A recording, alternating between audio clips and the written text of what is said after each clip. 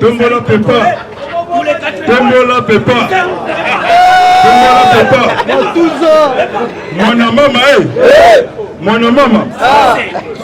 Tout ça là c'est. Pour monter le colo. Donc ma tout ça puis là c'est pour monter le colo. Mwana mama, mwana mama. Mais tout ça là c'est, il y a des mélos. Mwana mama, mwana mama. Mambo maso. Mambo maso. IDPS, viva! Viva! IDPS, viva! Viva! Peuple congolais, viva! Viva! Viva! Viva! Acclamé pour le chef de l'État. Beta, vraiment, Makasi Moulolo, para Moutondiamboka. Beta, vraiment. Et là, on va la descente.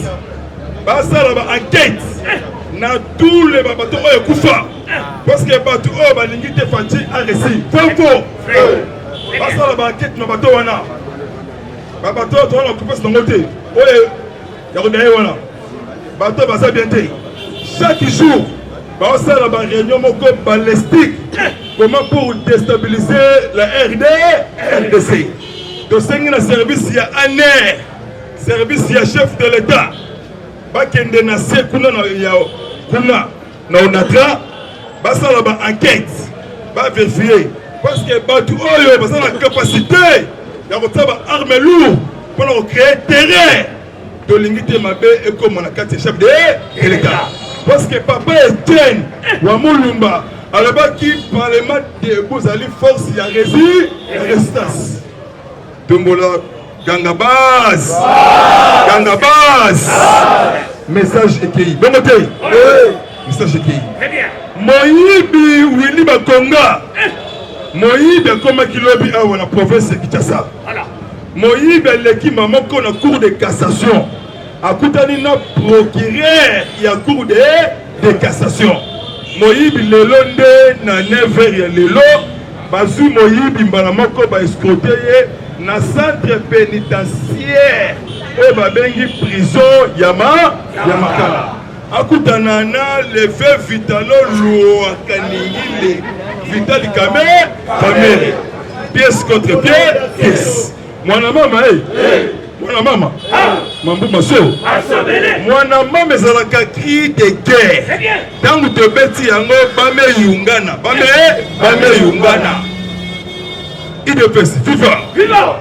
Information toujours ya Moyibi Willy Bakonga asignaka arrêt moko na cabinet na ye akreaka ba école fictive anomaka na ba enseignant na province de Kinshasa 34 000 personnes Willy Bakonga na province ya Topo Kisangani 21 000 personnes Willy Bakonga Moyibi Munene pe a qui détournement il y a fonds il y a fonctionnement il y a ministère il y a EPSP na montant à 62 milliards de francs congolais complicité na batu oyo balataka banzambala les uns et les autres et ko salambala liboso bakanga mutu ya nzambala kele na justice bamote il est fait viva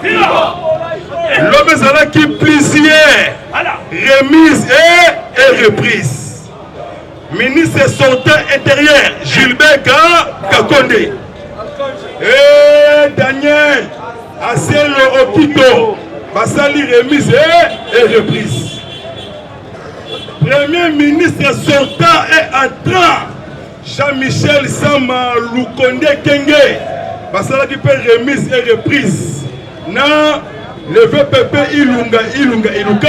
Ilukamba le VPP Aleli abimisima inami na misu sikoyo lelo zali suka ya ba remise et reprise jeudi enquête audit IGF asala Musala vendredi premier conseil des ministres autour de la table il y a chef de l'État chef de l'État Ebisakabino na discours na de décembre 2020 alors qui va pangi ya Luzolo Beto Télé Makissa Lumeba Fatibé chef de l'État Lobby Namboka ya président Macron Emmanuel diplomate Fatih Beton félicité na président français Emmanuel Macron. Bango deux personnes Bansali point de presse avant ma côte na causerie en huis clos na Champs-Élysées. Chef de l'État Azat très sage et très intelligent. Atangi papier terre. Kaka na mutu mais Macron Emmanuel akodongo la papier Fatibé Yuka Fatih asengi soutien ya France pour traquer toutes les forces négatives parce que islamique qui sème les morts toujours n'a peuple congolais madame le président français va signer coopération bilatérale éducation, santé. Donc, la stabilité pour la paix dans tous les territoires. Il y a une république démocratique du Congo. Les hommes qui ont Mboka, Naloba, il est vivant. Mon maman, oh, ya zoloba mon maman, azali suspect. Mon maman, le chef de l'État, commandant suprême, président de l'Union africaine. Le lot a une délégation belge. Le lot a une province de Kinshasa. Chef de la délégation, Kombo Naye, Charles Michel. Moi, Louis Michel. Ozali na au conseil de l'Union européenne. Dans le investi gouvernement, plusieurs pays de l'Union européenne va féliciter l'investi gouvernement. Canada, États-Unis, la Corée du Sud, plusieurs pays de l'Union européenne. Madame Moutombo Dikembe, il dépense ses bouffons. Yes, lui Mboka échangé. Mboka échangé. Lobby Moutombo Dikembe, Azali membre de NBI américain.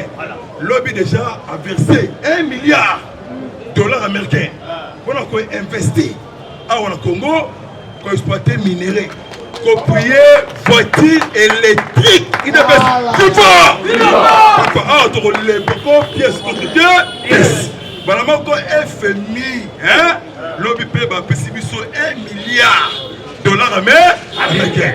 Non remboursable pour notre temps où sa gouvernement il y avait Michel il ne peut servir pas tout le monde pas mon appel pièce contre pièce lobby na never n'aéroport Yandil international cargo avion militaire égyptien et kitaki na tongo ya lobby Nandil et y a un armement lourdement armé mwana mama Nathalie ba commando égyptien ceux qui a suivi ba rebelle ougandais ou ba rebelle ADF Nalu au mukamate au mubabe Tumbola ganga bas biso tout le bandela moko Fatibé pas tout le monde pas bon payer kiako kianga na kia ba o moto ba va au lit au botote tapé tout le monde est bisa opération de binda il ne peut vivre pièce contre pièce remise et reprise vice-ministre justice sortant Benin Kataïchi asali ata eloko moko c'est comme moi si maman ou outi na société civile na comme la kakesi Rose Mutombo c'est comme dossier ça la mesa Rwanda Uganda guerre à 6 jours na Kisangani 1998 à 2003 plus de 400 000 morts 1730 femmes violées 6600 enfants volés 600 000 déplacés complicité Rwanda na Uganda c'est quoi il faut pas payer 13 milliards américains pièce contre pièce les lots à Fongoli les lots avant de côté ango mwana mama lobby Chili Ngongo porte-parole ya armée congolaise na niveau ya Est. Lobby na soir va déployer 11e brigade. 11e brigade. Il y a intervention rapide. Na territoire il y a Djougou, Walungu, na Itu, pour nous traquer les Maïmaï FPI, les Maïmaï Codeco et les groupes armés rwandais. Les milices rwandais, na armée congolaise.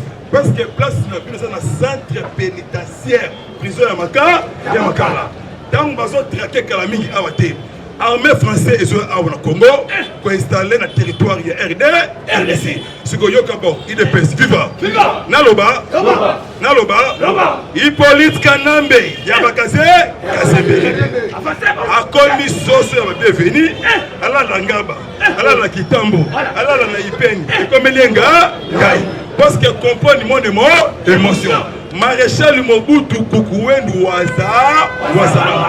Yeba kinaka na kwado na kwatoli ekobele kenga ngai siko pe Hippolyte Kanambe na kashamata asali ba réunion alembi na bon sanité service ya sécurité à mukonzi boka aner tene na onatra contrôler to na confiance ya mutu wana za rwandais aza mukonzi ba maris ya onatra naloba pono ke na kosukisa na tikela procureur na bisibino facha mystique ministre sortant ko babi maté awa na professeur Kicha ya Kinshasa ministre sortant formation professionnelle na kombo ya Johnny Tumba a 32 millions de dollars américains pour la réhabiliter na côté de Kasai, programme ya 100 jours na Kasai, na Dibumba, na Dibaya, na Ngandajika, na Kananga, na Chitolo, Kamako, Kamon, na Dibumba, Dibaya. Et ton gamate, attends na poche, pièce contre pièce. Kobangate déjà, armée angolaise, armée égyptienne, armée kenyane, pelosu armée française, Bazoya, armée angolaise, Azoana ba MiG-29, Mikoyam NN Code OTA, et qu'on boucle tous les bunkers pour écraser tous les forces négatives. Pour que nous ayons le lot fongoli dossier il y a corruption, le lot dossier fongoli.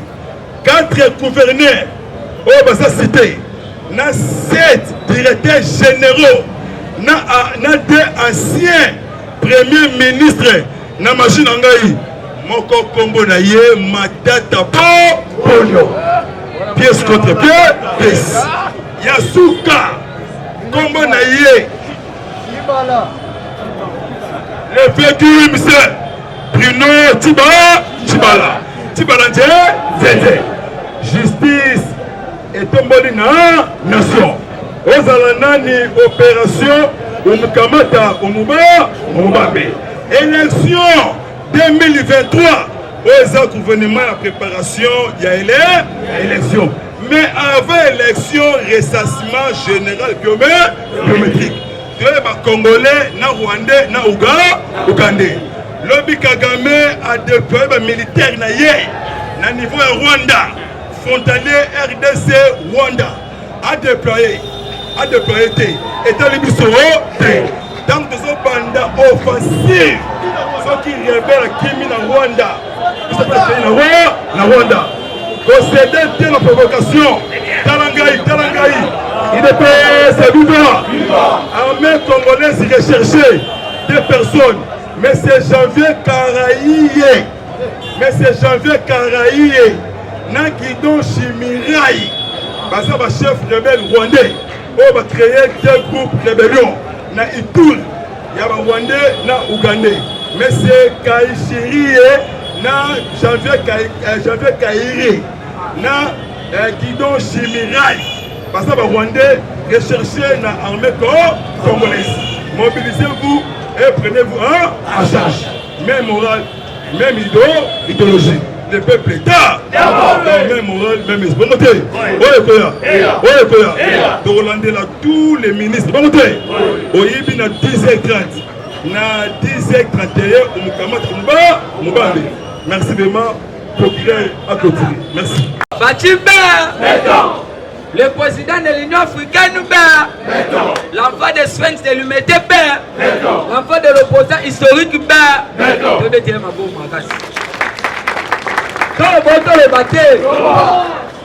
merci d'abord, on a posé Mia qui est pour la représentation sur place pour la unième fois. Fatimbe, problème est là qui boye.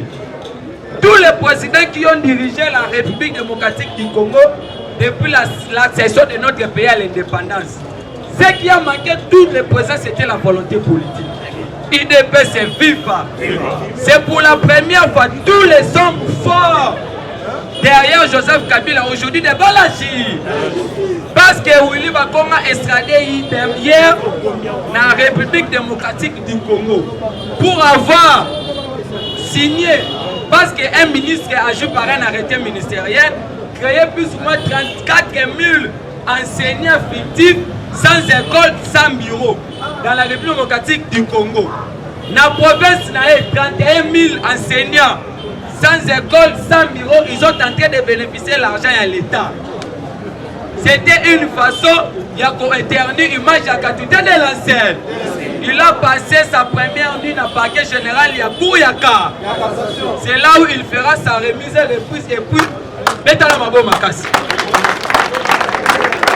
Il y a une composition, il y a un cabinet, il y a un ministre et soldat Willy Bakonga, il y a Kindoki. Pensez qu'il n'a c'est son fils. Financier, c'est son beau-frère. Intendant, c'est son petit frère. Directeur financier à Sekopé, c'est son frère. Opérateur de saisie. UDPS c'est viva. Yoka Siko Bato Wazalaki Kolobake, non. Surtout tout nous battu à UDPS, quelle est la vision du chef de l'État Barolobo, c'est l'union sacrée. Le président de la République, il est le respectueux des textes. C'est lui qui prône la constitution. Parce que en 2006, dans aucun référendum, Etienne Tshisekedi Moulumba, il avait refusé qu'on puisse voter pour cette constitution parce que la constitution a été taillée sur mesure. Aujourd'hui, nous sommes contraints censés de respecter cette constitution. UDPS est viva. L'article 91 de la constitution a son alinéa 4. Qu'est-ce que la constitution dit? Le président de la République a une vision comme un programme et pas premier ministre. Parce que le chef de l'État, comme étant le patron de l'exécutif, il gère la politique de la nation avec le premier ministre.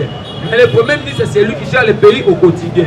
Et maintenant, la vision de l'Union sacrée qui se transforme par un programme au premier ministre, il a été présenté avant-hier devant le parlementaire. UDPS est viva. Dans le même programme, le premier ministre annonce ceci. Dans les jours qui viennent, 2 ou 3 semaines, on va décréter l'état d'urgence sécuritaire à l'est du pays. Et puis on doit changer l'administration civile à l'administration militaire. UDPS est vive. Parce que la guerre à l'est du pays, les tireurs de ficelles, ce sont les gens qui nous ont dirigés hier. Prévenez. Mbosso n'est pas un kabiliste.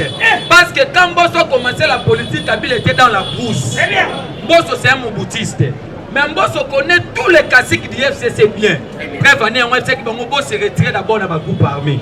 UDPS est vive. Le problème c'est quoi? Bah comprenez que déjà que non, le seul gouvernement où UDPS c'est pour que c'est Samaloukonde. Parce que le président a été clair. Le premier ministre est allé plus loin pour dire que non, on va fermer tous les ports illégaux et puis privés. UDPS est viva. Et on va comprendre les lustres du colo à lui. Avant qu'on puisse annoncer l'arrivée à chef de l'État à Beni, il faut d'abord quitter le groupe armé. Ce qui est plus dur, c'est quoi? Général Lukouli à Lobi Boye. Tout a été préparé pour éliminer le chef de l'État. Parce qu'il a déjà gagné dans le terrain politique, il faut maintenant le contrer dans le terrain militaire. Mais on n'a pas besoin d'un président martyr, nous avons besoin d'un président vainqueur. Mettez-la Fatima Bo. Parce que depuis l'histoire, il y a un monde de bandits, attends président Menga qui est dans la frontière, attends Hitler qui est dans la frontière. Quand mon président Zolo qui est dans le jour à venir, je vais m'installer à l'Est, cela veut dire quoi? Il est en train de parler dans un langage politique et puis diplomatique.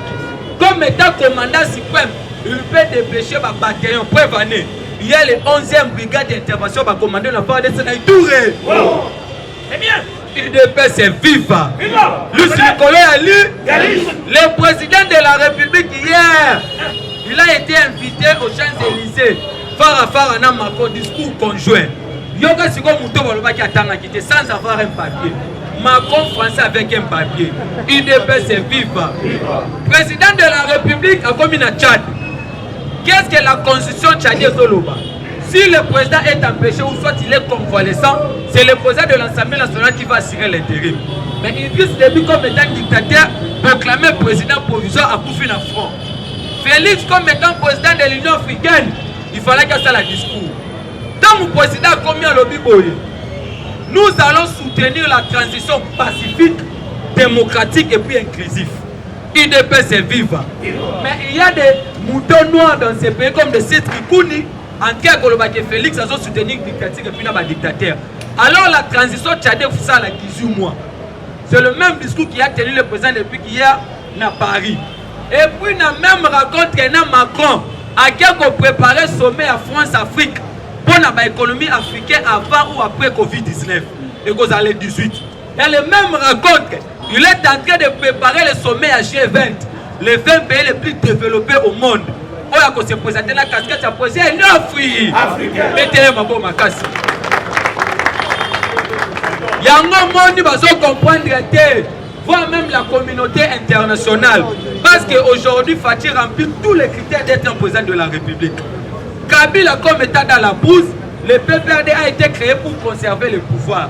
Mais là, comment la CPI, parce que maintenant, sur le Baka va négliger, le chef d'État est qui biche. C'est bien. Tout le monde, samedi, devant les députés à l'Obiboye, nous n'allons pas conditionner les élections avec le recensement. Mais lisez bien sur mes lèvres. Je suis un ressortissant d'un parti politique où on m'a appris. Pour être au sommet de l'État, il faut organiser les élections.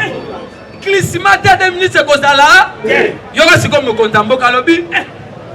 Mais il y aura les recensements et puis l'identification nationale. On doit savoir qui est congolais, qui ne l'est pas. Faïlou na Cameroun. UDPS est vivant. Parce que, en fait, le phénomène parlement debout, c'est un appareil rouge. Tout ce qu'on dit, parce que l'UDPS, c'est l'une des raisons aujourd'hui. Voilà. Le secrétaire général Kabouya, il est tenté de redynamiser les partis au Congo central. C'est pour vous dire que nous allons gagner les élections haut la main. Parce que le chef d'État le dit, on voit même que les élections seront organisées et puis nous allons les gagner tête haute. UDPS est vivant. Et maintenant, les députés, les lois vont continuer l'histoire de la 13 parlementaire, on va terminer le système dictatique de Maréchal Mobutu. Parce que le Premier ministre Alobi Boye a signé un acte de bonne conduite. Après 3 mois d'évaluation, parce que la nomination au nouveau gouvernement, ce n'est pas un privilège, ce n'est pas un chèque blanc. Mais vous êtes nommé pour relever le défi. Parce que la priorité actuellement, c'est la sécurité. La priorité actuellement, c'est la gratuité, le social. Et puis donner au peuple congolais les récents. Il y a un moment où Kabila, la province qui m'a raté à Séni. Mais ce qui est vrai, je vous dis, Kabila est bien surveillé. Rien ne chape le président de la République. Parce que le même jour, quand Kabila quitte le Katanga, Bakangi plus ou moins centaines de Katanga. Il était allé là-bas pour déstabiliser les institutions provinciales. UDPS est vivant. Lucie le collègue à lui, chef de l'État, a une stratégie dans le Nyonso. Le problème était quoi? Le problème était d'étouffer le président de la République. Parce qu'il a été négligé, voire même dans son propre parti politique. Aujourd'hui, personne ne dit mot. Mais qu'est-ce que j'appelle l'acharnement? L'acharnement est ceci. Dans 15 millions, on a quitté la présidence, l'Église catholique et Bimaki. UDPS est vivant. Celle-ci est Bimaki. Le président de la République n'a pas le Biboye. C'est un rétrocommission.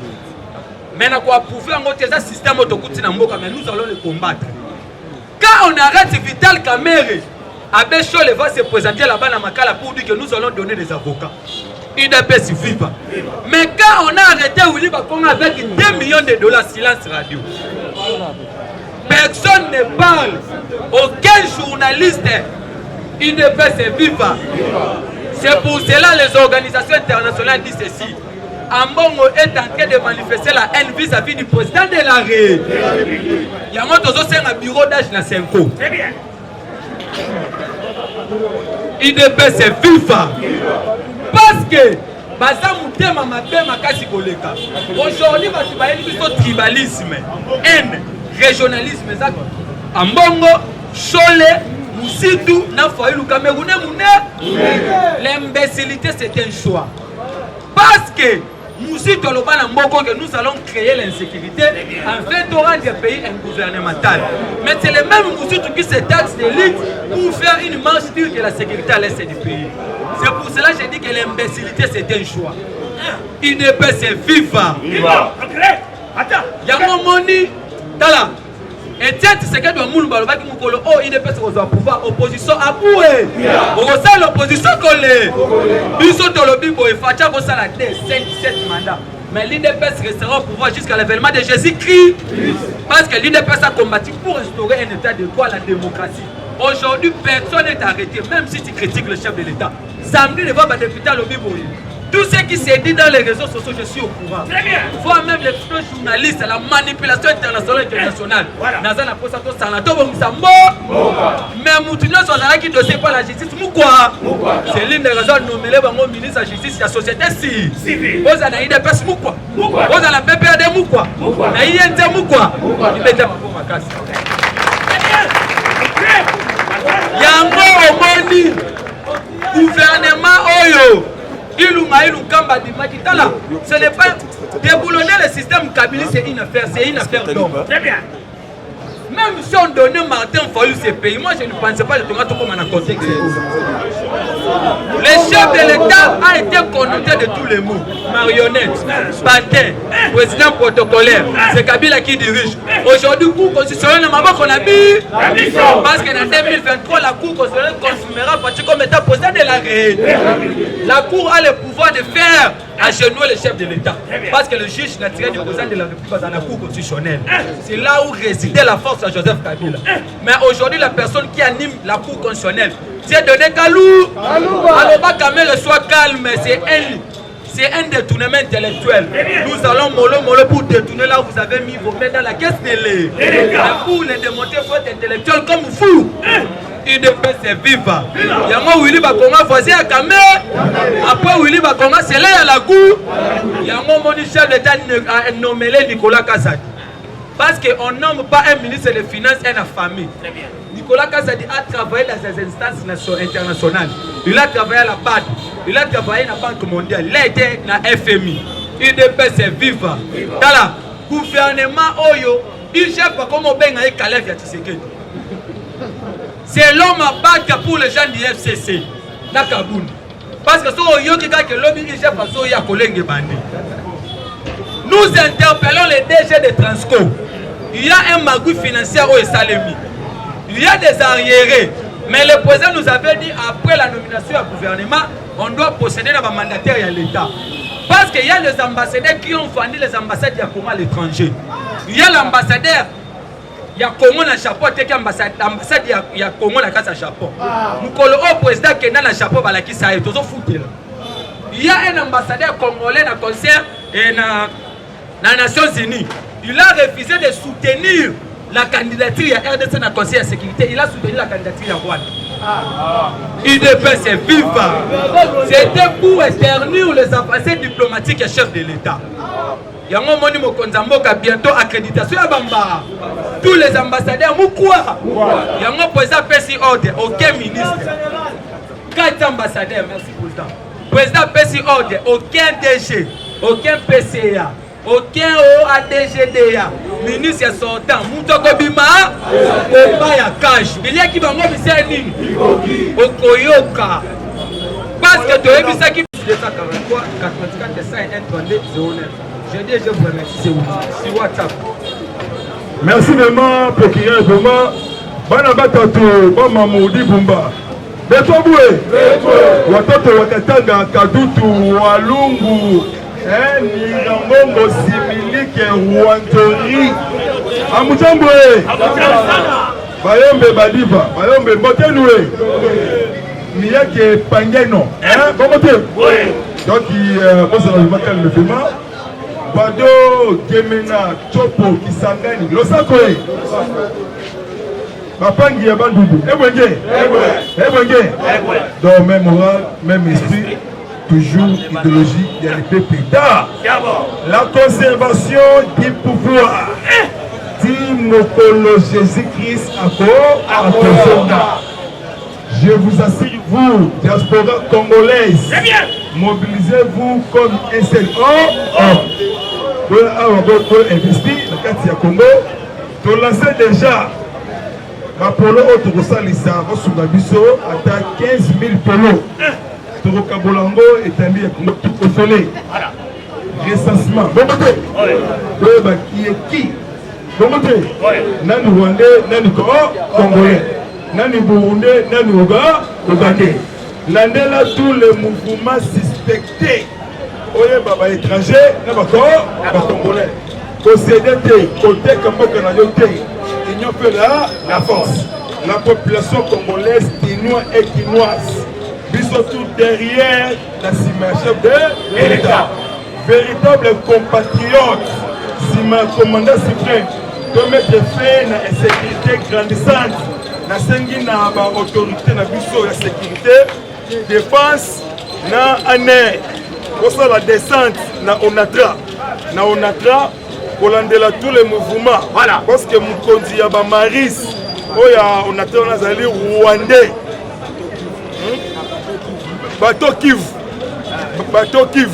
Aza Rwandais vraiment. Chaque jour, on a une réunion balistique élargie.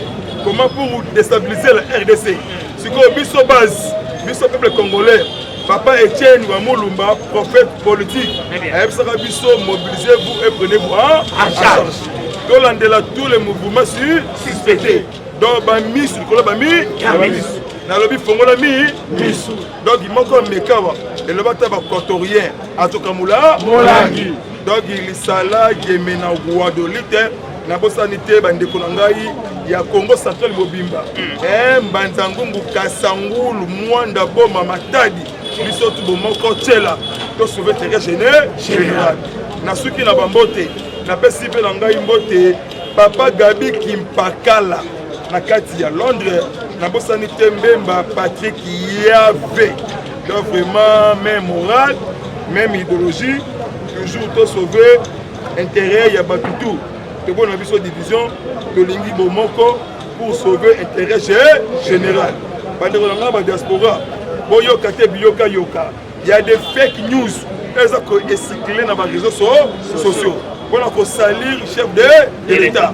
On a za Moyibi. Bomoni exemple ya grand Moyibi na kati ya Congo na Congo ya Bokolo Bokolo Kumusha donc Willy Bakonga de Congo doazali awa lelo nde makala akutana na voisin na ye na Congo ya Kamere Vitalo Luakani Ningili basango mnoke kangami sango loba vérité Abechole ne peut pas nous intimider. Donc bon l'État ebima. Donc bon vraiment on a école Congo vraiment na pas si mot de sous na ngai Damas Balabu. Donc le V Damas Balabu na Londres oya vundaka mingi pour la partie oya sabe la cabine pour la partie béton. Mon numéro sur WhatsApp plus 243 97 360 50 14 sur WhatsApp. Benga biso dans la besoin bino pour créer une entreprise. Pour créer surtout une entreprise ya assainissement. On a besoin de combattre le peuple congolais. On a vu à chômage. Il y a des diasporas vraiment Nzambe à Pambola Bino. En tout cas, pour vraiment pour investir dans la carte du Congo. En tout cas, vraiment même moral, vraiment même esprit, toujours idéologie. Les peuples d'abord. Merci vraiment, à bientôt et ciao. Merci pour vos gestes financièrement, moralement et physiquement. Mais j'allais souligner une chose. Actuellement, intoxication, la diabolisation comme ma casse. Mais ce qui est sûr et ceci, bannissons le tribalisme, cultivons le nationalisme et le patriotisme. parce que nous sommes comptés serrés de soutenir le président de la République. C'est notre fer, c'est notre sang. Mais qu'il plaît ou qu'il neige, parce qu'il y a une personne qui a la volonté politique de donner les avancées et puis le développement, voire même l'émergence Yamboka Nabiso. Déjà, tout le monde nous dit que sur le terrain, bon investissement, il y a 1 milliard pour l'exploitation à minéraux dans le secteur privé et puis public. C'est pour cela que nous disons que la diplomatie agissante Yamokonzamoka et Yokani Mokili. Mais tous ces gens qui ont fait couler les serres à Kongomani, ils vont être arrêtés. Vraiment déjà mon numéro plus de 143, 84 et 5, 1, 32, 09. Plus de 143, 84 et 5, 1, 32, 09. Fait arrêter un dossier à président Miyake depuis Paris. Oh, merci vraiment. On est ensemble vraiment. Donc, justice fait son travail. Quelle que soit grandeur nayo, ok, ça va Simbayo. Tous les ministres sortants, c'est les Yalagoli, c'est les Johnny Tumba. Bientôt, Mkamate, Mubambe, Mukwata. Merci vraiment, au revoir, à bientôt et ciao.